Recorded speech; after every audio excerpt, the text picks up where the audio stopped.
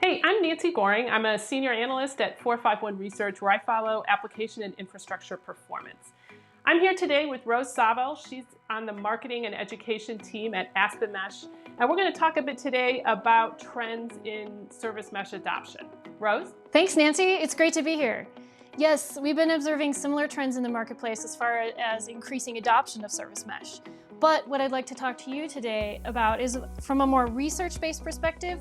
What are you seeing when it comes to trends around use cases? You know, we've really seen it evolve. So service mesh has really emerged to try to solve a particular problem around managing communications between microservices.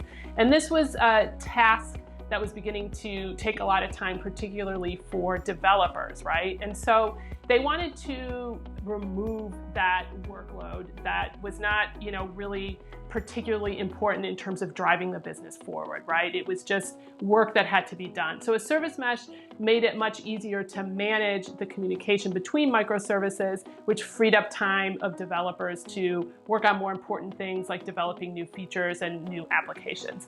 But it's become apparent that you can use service mesh for other things as well. And two particular use cases that have been emerging are around security and also observability. So on that note, organizations, and particularly I'd say those in highly regulated industries, are needing to comply with really demanding security and regulatory requirements, and that's getting even more demanding as technology improves. So how have you been seeing service mesh used to ensure or even enhance those kinds of security and compliance for those organizations? So what these organizations have figured out is that you can also use service mesh to enforce security and compliance policies in a microservices-based application. And that's particularly important if you have a microservices application where services use different runtimes and different protocols. So that can require some pretty heavy lifting normally to enforce security policies, and a service mesh can be used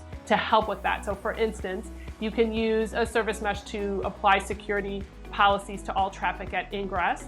You can use the service mesh to encrypt traffic that's traveling between services in a microservices application.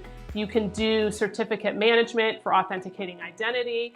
And so you can do all of this regardless of the runtime or the protocol that the service is using. So it's been really useful. In addition to the security and compliance benefits, we've also seen a lot of organizations that have actually adopted service mesh becoming more aware of the role that a service mesh can play in collecting things like observability data.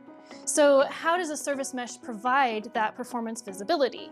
And then what real impact or what business value does gaining more fine-grained observability and then things like debugging capabilities have for these kinds of organizations?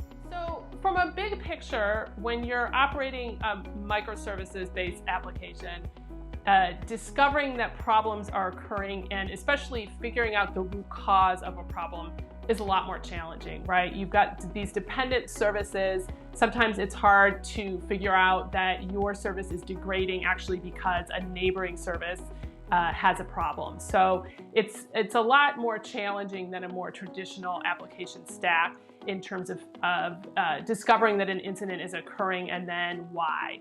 So generally speaking, what a lot of operations teams and DevOps teams have discovered is that collecting a bunch of data and different kinds of data can be really helpful to get good insight into what's happening when a performance problem is occurring. So there's good value in distributed traces, there's value in collecting metrics, there's value in log data, collecting events, errors.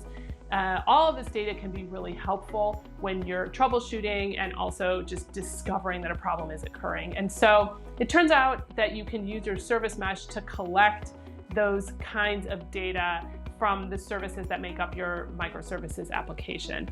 And some service meshes are doing some analytics on that data to help surface the root cause of a problem.